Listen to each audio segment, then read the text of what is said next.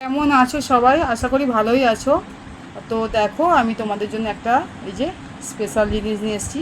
আমি বানিয়েছিলাম 3-4 দিন আগে আমসত্ত্ব, কাঁচা আমের আমসত্ত্ব। আর এটা 3 দিন ধরে রোদ্দুরে দিয়েছি। রোদ্দুরে দেওয়ার পরে এই তুলে নিচ্ছি। এই যে দেখো কি সুন্দর উঠে এলো,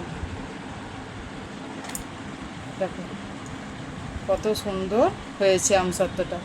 আর তোমরা কে কে এই আমসত্ত্ব বানালে সেটা জানাবে। সবাই তো পাকা আমের বানায়, আর আমি কাঁচা আমের বানিয়ে রেখেছি। এই যে দেখো কি সুন্দর দেখতে লাগছে না? কেমন হলো জানাবে কিন্তু।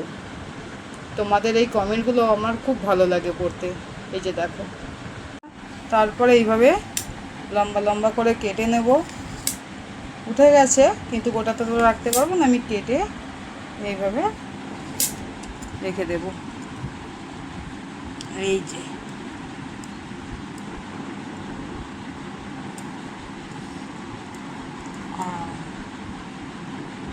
দেখো, লাভলি না?